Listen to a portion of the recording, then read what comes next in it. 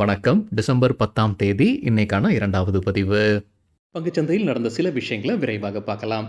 முக்கியமான தகவல், நான் செபி ரெஜிஸ்டர்ட் அட்வைசர் கிடையாது. நம்ம சேனல்ல இருந்து எப்போதுமே ஸ்டாக் ரெக்கமெண்டேஷன்ஸ் கிடையாது. யூடியூப் சேனல் மட்டும் இல்லைங்க, மற்ற சோஷியல் மீடியா பிளாட்ஃபார்மான இன்ஸ்டாகிராம், வாட்ஸ்அப், டெலிகிராம்ல இருந்து கூட நாம ஸ்டாக் ரெக்கமெண்டேஷன்ஸ் வழங்குவதில்லை. மேலும் பணத்தை வாங்கிட்டு எந்த சேவையும் வழங்குவது இல்லை. பல போலியான குரூப் இயங்கிட்டு இருக்கு. தயவு செய்து ஜாகிரதையாக இருங்க.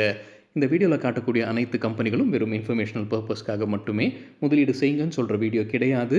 எந்த ஒரு முதலீட்லையும் ரிஸ்க் இருக்கும். ரிஸ்க் புரியாமல் இன்வெஸ்ட் செய்யாதீங்க. ரிஸ்க் புரியலைன்னா தயவு செய்து இன்வெஸ்ட்மெண்ட்டை தவிர்த்துருங்க. நம்ம ருபி டிரைவர் சேனலை ஆதரிக்கிற அனைத்து நல்ல உள்ளங்களுக்கும் நன்றி. சில இண்டிவிஜுவல் ஸ்டாக்ஸ் மற்றும் செய்திகள் விரைவாக பார்க்கலாம். 3 கம்பெனிஸ் ஐபிஓ முடிஞ்சு இன்றைக்கி லிஸ்ட் ஆயிருக்கு. மீஷோ ஒரு பெரிய லிஸ்டிங் பார்த்துருக்கு. பம்பர் லிஸ்டிங் 45% கூடுதலாக இன்றைக்கி லிஸ்ட் ஆயிருக்கு. வித்யா வயர்ஸ் பார்லர் லிஸ்ட் ஆயிருக்குங்க. பாசிட்டிவாகவும் இல்லை, நெகட்டிவாகவும் இல்லை, ஃப்ளாட்டாக லிஸ்ட் ஆயிருக்கு. ஏக்கர்ஸ் 13% கூடுதலாக லிஸ்ட் ஆயிருக்கு. தகவல் நமக்கு கிடைத்தது மணி கண்ட்ரோல் மற்றும் எக்கனாமிக் டைம்ஸ்லேருந்து. 2 ஐபிஓக்கள், வேக்ஃபிட் ஐபிஓ மற்றும் கொரோனா ரெமடிஸுடைய ஐபிஓ இப்போ போய்கிட்டு இருக்கு. இன்றைக்கி 3வது நாள். மத்திய அளவில் பார்க்கும்போது வேக்ஃபிட்டுடைய ஐபிஓ சப்ஸ்கிரிப்ஷன் ஒட்டுமொத்தமாக 46% ஆகியிருந்தது. ரீட்டைல் கேட்டகரி மட்டும் 206%. கிரே மார்க்கெட்டில் ப்ரீமியம் ₹2 கூடுதலாக இருக்குது. ஐபிஓ விலையை காட்டிலும் அது 1% அதிகமாக போய்கிட்டு இருக்கு. கொரோனா ரெமடிஸுடைய ஐபிஓ சப்ஸ்கிரிப்ஷன் இன்றைக்கி 3வது நாள் மத்திய அளவில் எடுக்கும்போது ஒட்டுமொத்தமாக 17.5 மடங்கு சப்ஸ்கிரிப்ஷன் ஆகியிருந்திருக்கு. ரீட்டைல் கேட்டகரி மட்டும் 10 மடங்கு ஆகியிருக்கு. கிரே மார்க்கெட்டில் ப்ரீமியம் ₹265 கூடுதலாக இருக்குது. ஐபிஓ விலையை காட்டிலும் அது 25% அதிகம். யூஎஸ் ஃபெடரல் ரிசர்வ் இன்னைக்கு இன்ட்ரெஸ்ட் ரேட் குறித்தான முடிவு எடுக்க இருக்கிறாங்க. இன்ட்ரெஸ்ட் ரேட் ஏதாவது மாற்றம் இருக்கா இல்லையா அப்படின்றது அறிவிப்பு வரும். நம்ம நைட் டைமில் வருவதற்கான வாய்ப்பு இருக்குங்க. ஒரு 11-11:30 மணி நைட் டைமில் வருவதற்கான வாய்ப்பு இருக்குது. பெரும்பாலான வல்லுநர்கள் எதிர்பார்ப்பது 25 பேசிஸ் பாயிண்ட்ஸை குறைப்பதற்கான வாய்ப்புகள் இருக்குது. ஹிந்துஸ்தான் ஜிங்க் இன்னைக்கு நல்லா பர்ஃபார்ம் பண்ணியிருக்காங்க. எக்கனாமிக் டைம்ஸ்லேருந்து கிடைத்த தகவல் 4% இன்ட்ராடேல ஷேர் பிரைஸ் அதிகரித்தது. இன்ட்ராடே டேட்டா எல்லாமே நம்ம மத்திய அளவில் எடுக்கப்பட்டதுங்க. அவங்க சொல்லியிருக்கக்கூடிய ஒரு காரணம் எக்கனாமிக் டைம்ஸில் சில்வருடைய விலை மறுபடியும் அதிகரிச்சிருக்கு, ரெக்கார்டையை எட்டியிருக்கு. அதற்கு ஒரு முக்கிய காரணம் யூஎஸ் ஃபெடரல் ரிசர்வ் இன்ட்ரெஸ்ட் ரேட்டை குறைப்பதான வாய்ப்புகள் அதிகமாக இருக்குது, எதிர்பார்ப்பு அதிகமாக இருக்குது. அதன் காரணமாக சில்வருடைய விலை அதிகரிச்சிருக்குன்னு எக்கனாமிக் டைம்ஸில் தகவல் கொடுத்துருக்குறாங்க. இண்டிகோ ஏர்லைன்ஸ் செய்தி இல்லாமல் நம்ம வீடியோவே இப்போ இல்லைங்க. இண்டிகோ ஏர்லைன்ஸ்க்கு சிட்டி தொடர்ந்து பை ரேட்டிங் கொடுக்குறாங்க. நான் டாரட் ப்ரைஸை குறைச்சிருக்கிறாங்க. முன்ன சொன்னது 6500, இப்போ ₹5800 குறைச்சிருக்கிறாங்க. நம்ம முன்னவே செய்தி பார்த்தோம்னா இண்டிகோ ஏர்லைன்ஸுடைய ஷெட்யூலை அரசு குறைச்சிருக்கிறாங்க. 10% குறைச்சிருக்கிறாங்கன்ற அமைச்சர் தகவல் வெளியிட்டிருந்தார் அவருடைய எக்ஸ் தளத்தில். இப்போ அதன் காரணமாக Q3 உடைய லாபத்தில் அது பாதிப்பு இருக்கும்னு என்டிடிவி ப்ராஃபிட்டில் ஒரு தகவல் கொடுத்துருக்காங்க. ₹250 கோடி தான் இது வரைக்கும் ஆன கேன்சலேஷன் வைத்து அவங்க சொல்லியிருக்கிறாங்க. ₹250 கோடி குறைந்தபட்சம் அவங்களுடைய ப்ராஃபிட்ல வந்து ஒரு அடி இருக்கும்னு சொல்லியிருக்கிறாங்க என்டிடிவி ப்ராஃபிட்டில். Civil aviation minister Rammohan Naidu Times நோக்கு பேட்டி கொடுத்துருக்கிறாரு. அதுலேருந்து கிடைத்த சில தகவல், இது வேணுன்ட்டு இண்டிகோ ஏர்லைன்ஸ் ஏற்படுத்தின பிரச்சனையான்ற கேள்வி கேட்டிருக்கிறாரு. அந்த மாதிரியும் தெரியுதுன்னு அவர் சொல்லியிருக்கிறாரு. அவர் உறுதி செய்யலாம், ஆனால் அந்த மாதிரியான வாய்ப்புகளும் இருக்குது, தெரியுதுன்னு சொல்லியிருக்கிறாரு. கம்பெனியுடைய சிஇஓவை நீக்குவீங்களான்னு கேட்டதற்கு ஆமாம், அந்த முடிவும் எடுப்பதற்கு அரசு தயாராக இருக்குது, ஆனால் விசாரணை முடிவுக்கு வர வேண்டும்னு சொல்லியிருக்கிறாரு civil aviation minister Rammohan Naidu. IndiGo ஏர்லைன்ஸ்க்கு கட்டம் சரியில்லை. குவைத் டாக்ஸ் அத்தாரிட்டி அவங்களுக்கு பெனால்ட்டி போட்டு அனுப்பியிருக்கிறாங்க. ₹13 கோடி டாக்ஸ் கொடுத்துருக்காங்க, பெனால்ட்டி கொடுத்துருக்காங்க. இதை எதிர்த்து மேல்முறையீடு செய்ய இருப்பதாக இண்டிகோ ஏர்லைன்ஸ் சொல்லியிருக்காங்க. சட்ட ரீதியாக அணுக இருப்பதாக இண்டிகோ ஏர்லைன்ஸ் தகவல் கொடுத்துருக்காங்க. பிஜி எலக்ட்ரோபிளாஸ் குறித்து சில தினங்களுக்கு முன்னாடி நம்ம செய்தி பார்த்துருந்தோங்க. HDFC செக்யூரிட்டிஸ் அவங்களுடைய ஸ்கை பிளாட்ஃபார்மில் ஒரு ரிப்போர்ட்டை அப்லோட் பண்ணியிருந்திருக்காங்க. அதில் வந்து நிறைய நெகட்டிவ் விஷயத்தை சொல்லியிருக்காங்க. குறிப்பாக கம்பெனியுடைய ஃபினான்ஷியல் டேட்டாவில் சில பிரச்சனை இருக்குன்னு சொல்லியிருந்தாங்கன்ற தகவல் நம்ம பார்த்துருந்தோம். அந்த வீடியோவில் நம்ம பார்த்துருந்தாங்க. அந்த அஃபிஷியல் டாக்குமெண்ட் ஆக்சஸ் பண்ண முடியல, அது கேட்வே நாட் ஃபவுண்டுன்ற தகவல் வந்தது. அதுக்கப்புறம் அவங்க மாற்றிக்கிட்டு இருக்கிறாங்கன்றது தெரியலன்ற செய்தி நம்ம பார்த்துருந்தோம். இப்போ வந்து HDFC செக்யூரிட்டிஸ் மன்னிப்பு கேட்டிருக்கிறாங்க. அந்த ரிப்போர்ட் தவறாக போடப்பட்டிருப்பதாக HDFC செக்யூரிட்டிஸ் மன்னிப்பு கேட்டிருக்காங்க. பிஜி எலக்ட்ரோபிளாஸ் கிட்டையும் கேட்டிருக்காங்க, உங்களுடைய கஸ்டமர்ஸ் கிட்டையும் கேட்டிருக்கிறாங்க. இப்போ பிஜி எலக்ட்ரோபிளாஸ்ட் HDFC செக்யூரிட்டிஸ் மீது சட்ட ரீதியாக ஏதாவது நடவடிக்கை எடுப்பாங்களா அப்படின்றது தெரியலைங்க. ஆனால் இப்போதைக்கு HDFC செக்யூரிட்டிஸ் அந்த ரிப்போர்ட்டை நீக்கி இருக்கிறாங்க. அவங்களுடைய வெப்சைட்லேருந்து மன்னிப்பும் கேட்டிருக்கிறாங்க. ஏயு ஸ்மால் ஃபினான்ஸ் பேங்க் இன்றைக்கி கலக்கி இருக்கிறாங்க. இன்ட்ராடேல 4% அதிகரித்தது. ஃபினான்ஸ் மினிஸ்ட்ரிகிட்ட தான் அவங்களுக்கு அனுமதி கிடைச்சிருக்கு. ஃபாரின் டைரக்ட் இன்வெஸ்ட்மெண்ட்டோட லிமிட் அதிகரிக்கப்படுது. 49%லிருந்து 74% உயர்த்துவதற்கு ஃபினான்ஸ் மினிஸ்ட்ரி அனுமதி வழங்கி இருக்கிறாங்க. இன்ட்ராடேல 4% அதிகரித்தது AU small finance bank. Samman கேபிட்டலும் இன்றைக்கி நல்லா பர்ஃபார்ம் பண்ணியிருக்கிறாங்க. இன்ட்ராடேல 9% அதிகரித்தது. காம்படிஷன் கமிஷன் ஆஃப் இந்தியா அவங்களுடைய அப்ரூவலை கொடுத்துருக்காங்க.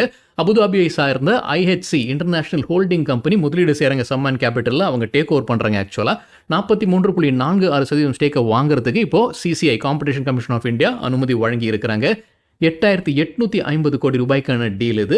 ஸோ இந்த டீல் முடிந்ததற்கு பிறகு ஓப்பன் ஆஃபர் அவங்க வழங்க வேண்டும். செபி விதிப்படி கம்பெனியுடைய டேக் ஓவர் மாறுது, அப்படி வேற ஒரு மேனேஜ்மெண்ட் வராங்க அப்படின்னா செபி விதிகள் படி பப்ளிக் ஷேர் ஹோல்டர்ஸ் கிட்ட இருந்து 26% ஸ்டேக்கை வாங்குவதற்கு ஓப்பன் ஆஃபர் அவங்க வழங்க வேண்டும். ஸோ இந்த டீல் நடந்துச்சுன்னா அந்த ஓப்பன் ஆஃபரும் ட்ரிகர் ஆகும். சம்மான் கேபிட்டல் இன்ட்ராடேல 9% அதிகரித்தது. JSW எனர்ஜி குறித்து 2 தகவல். முதல் தகவல், டிசம்பர் 12ஆம் தேதி கம்பெனி ஃபண்ட் ரைசிங் குறித்து முடிவெடுக்க இருக்கிறாங்க. பெரும்பாலும் அது ஈக்விட்டி வழியாகத்தான் ஃபண்ட் ரைசிங் இருப்பதற்கான வாய்ப்புகள் இருக்கு. JSW எனர்ஜி குறித்து NDTV ப்ராஃபிட்லேருந்து கிடைத்த தகவல், GQG பார்ட்னர்ஸ் 676 கோடி ரூபாய்க்கான ஷேர்ஸை விற்பனை செய்திருக்காங்க. நேற்று நடந்த டிரான்சாக்ஷன் நினைக்கிறாங்க, இன்னொரு முறை சரிபார்க்க வேண்டும். 1.5 கோடி ஈக்விட்டி ஷேர்ஸை விற்பனை செய்திருக்கிறாங்க. 0.87% அது. அதானி கிரீன் எனர்ஜியில் இன்றைக்கி ஒரு பிளாக் டீல் நடந்திருக்குன்னு மணி கண்ட்ரோலில் தகவல் கொடுத்துருக்காங்க. 1.7% ஈக்விட்டி ஷேர்ஸ் கைமாறி இருக்குது. அதோடைய மதிப்பு 2,718 கோடி ரூபாய். யார் வாங்கியிருக்கிறாங்க, யார் விற்பனை செய்திருக்கிறாங்கன்றது தெரியல. டோட்டல் எனர்ஜிஸ் விற்பனை செய்திருப்பதற்கான வாய்ப்புகள் இருக்குன்னு சொல்லியிருக்கிறாங்க மணி கண்ட்ரோலில். செப்டம்பர் 30 படி பார்க்கும்போது டோட்டல் எனர்ஜிஸ் கைவசம் கிட்டத்தட்ட 19% ஸ்டேக் இருந்தது அதானி கிரீன் எனர்ஜியில். அனுபம் ரசாயன் இந்தியா இன்னைக்கு இன்ட்ராடேல நல்லா பர்ஃபார்ம் பண்ணியிருக்காங்க. 3% அதிகரித்தது. கம்பெனி ஒரு புது முதலீடு செய்கிறாங்க. ஒரு USA நிறுவனத்தை வாங்குறாங்க. ஜேஹாக் ஃபைன் கெமிக்கல்ஸ் கார்பரேஷனில் 100% ஈக்விட்டி ஷேர்ஸ் அவங்க வாங்குறாங்க. $150 மில்லியன். இது USA சார்ந்த speciality chemicals company. NRB bearings தரப்பு ஒரு அப்டேட் இருக்கு. கம்பெனியுடைய சீஃப் ஃபினான்ஷியல் ஆஃபீஸர் ராஜினாமா செய்திருக்கிறாரு. ஆனந்த் ரத்தி வெல்த் குறித்து மணி கண்ட்ரோல்லேருந்து கிடைத்த ஒரு தகவல், அமித் ராட்டி அப்படின்ற ஒரு ஷேர்ஸை விற்பனை செய்திருக்கிறாரு. ப்ரொமோட்டர் அல்லது ப்ரொமோட்டர் குரூப்பை சார்ந்தவர் நினைக்கிறாங்க. 20 லட்சம் ஈக்விட்டி ஷேர்ஸை விற்பனை செய்திருக்கிறார். அது 2.4% ஸ்டேக் 560 கோடி ரூபாய்க்கு விற்பனை செய்திருக்கிறாரு. யார் வாங்கியிருக்கிறாங்கன்னா SBI மியூச்சுவல் ஃபண்ட் 6 லட்சம் ஈக்விட்டி ஷேர்ஸை வாங்கியிருக்கிறாங்க ஆனந்த் ரத்தி வெல்த்தில். அது 0.7% ஷேர்ஸ் 169 கோடி ரூபாய்க்கு வாங்கியிருக்கிறாங்க. JSW ஸ்டீலுக்கு ஜெஃப்ரீஸ் தொடர்ந்து பை ரெக்கமெண்டேஷன் கொடுக்குறாங்க. எதிர்பார்க்குற டார்கெட் 1,300. டார்கெட் ப்ரைஸை குறைச்சிருக்காங்க. முன்ன சொன்னது 1,400, புது டார்கெட் 1,300. டாடா ஸ்டீலுக்கும் ஜெஃப்ரீஸ் தொடர்ந்து பை ரேட்டிங் கொடுக்குறாங்க. எதிர்பார்க்குற டார்கெட் 200 ரூபாய். முன்ன சொல்லியிருந்த டார்கெட் 210. ஸோ டார்கெட் ப்ரைஸை குறைச்சிருக்கிறாங்க. காட்ரேஜ் ஆக்ரோவேட் லிமிடெட் குறித்து CNBC TV18லேருந்து கிடைத்த தகவல், கம்பெனி தெலங்கானா மாநிலத்தில் முதலீடு செய்ய இருக்கிறாங்க. 150 கோடி ரூபாய் அவங்களுடைய டெய்ரி ப்ராசஸிங் ஃபெசிலிட்டிக்காக முதலீடு செய்ய இருப்பதாக தகவல் வெளியாகி இருக்கு. LG எலக்ட்ரானிக்ஸ் இந்தியாவுக்கு Kotak institutional equities coverage initiate பண்ணியிருக்காங்க. ரெடியூஸ் ரேட்டிங் கொடுக்குறாங்க. எதிர்பார்க்குற டார்கெட் 1,600. கிட்டத்தட்ட அந்த லெவலில் தான் இப்போ ட்ரேட் ஆகிட்டு இருக்கு LG electronics India. Grasim industries தரப்பில் ஒரு அப்டேட் இருக்குது. கம்பெனியுடைய சப்சிடரி நிறுவனம் தான் ஆதித்ய பிர்லா ரினியூவபிள்ஸ் லிமிடெட். இந்த சப்சிடரி நிறுவனத்தில் புது முதலீடு வருது. பிளாக் ராக் 3000 கோடி ரூபாய் முதலீடு செய்ய இருக்கிறாங்க ஒரு மைனாரிட்டி ஸ்டேக்குக்காக. டிவிஎஸ் சப்ளை செயின் சொல்யூஷன்ஸ் தரப்பில் ஒரு அப்டேட் இருக்குது. கம்பெனி 100 கோடி ரூபாய் அவங்களுடைய சப்சிடரி நிறுவனத்தில் முதலீடு செய்கிறாங்க. அந்த சப்சிடரி நிறுவனத்துடைய பேர் FIT 3PL warehousing private limited. இவங்க லாஜிஸ்டிக் செக்டரில் இருக்கிறாங்க. விரிவாக்கத்துடைய பாகமாகத்தான் இந்த முதலீடுன்னு டிவிஎஸ் சப்ளை செயின் சொல்யூஷன்ஸ் சொல்லியிருக்கிறாங்க. டிஃபென்ஸ் செக்டரில் இருக்கக்கூடிய சில கம்பெனிகளுடைய தலைவர்கள் ரஷ்யா போயிருக்கிறாங்க. ஒரு மீட்டிங் அட்டன் பண்ணியிருக்கிறாங்கன்னு மணி கண்ட்ரோலில் தகவல் கொடுத்துருக்காங்க. எப்போ நடந்த மீட்டிங்கிறது தெரியல. அக்டோபர் மாதத்தில் இருக்கலாம். எதற்கான மீட்டிங்னா அங்கே ஜாயிண்ட் வெஞ்சருக்கான ஒரு பாசிபிலிட்டிக்காகத்தான் அந்த மீட்டிங் நடந்திருக்கு. ரஷ்யா நிறுவனங்களுடன் ஒரு ஜாயிண்ட் வெஞ்சர் அமைப்பதற்கான மீட்டிங்காக இருக்கலாம்னு சொல்லியிருக்கிறாங்க. சில கம்பெனிகளுடைய பெயர்களும் சொல்லியிருக்கிறாங்க அந்த செய்தியில். அதானி டிஃபென்ஸ், பாரத் ஃபோர்ஜ் போன்ற கம்பெனிகளுடைய தலைவர்கள் போயிருக்கலாம் அப்படின்னு சொல்லியிருக்கிறாங்க. ஆனால் கம்பெனி தரப்புல அதிகாரப்பூர்வ அறிவிப்பு எதுவும் வரல. நமக்கு தகவல் கிடைத்தது மணி கண்ட்ரோல்லேருந்து. GPT இன்ஃப்ரா ப்ராஜெக்ட்ஸ் இன்னைக்கு இன்ட்ராடேல 7% அதிகரித்தது. மணி கண்ட்ரோல் அதற்கு சொல்லியிருக்கிற காரணம் என்னன்னா, கம்பெனிக்கு கிட்டத்தட்ட 200 கோடி ரூபாய்க்கான கான்ட்ராக்ட் கிடைச்சிருக்கு நார்த் ஈஸ்டர்ன் ரயில்வே கிட்ட இருந்து. இந்த செய்தி நம்ம காலையில் வீடியோவில் பார்த்துருந்தோம். ஹைவே இன்ஃப்ராஸ்ட்ரக்சர் குறித்தும் காலையில் வீடியோவில் நம்ம செய்தி பார்த்துருந்தோம். ஒரு டோல் ப்ராஜெக்ட் அவங்களுக்கு கிடைக்குது, தெலங்கானா ஆந்திர பிரதேஷ்லையோ கிடைக்குதுன்ற செய்தி நம்ம பார்த்துருந்தோம். இன்னைக்கு 8% அதிகரித்தது கம்பெனியுடைய ஷேர் பிரைஸ். இதுவும் மணி கண்ட்ரோல் கிடைத்த தகவல். NHAI national highway authority of India கிட்ட இருந்து ஒரு கான்ட்ராக்ட் கிடைத்தது. 8% இன்ட்ராடேல அதிகரிச்சிருக்குன்னு மணி கண்ட்ரோலில் அப்டேட் கொடுத்துருக்காங்க. சரிங்க, இதுதான் சில விஷயங்கள் என்னுடைய பார்வைக்கு எட்டியது. நன்றி, வணக்கம்.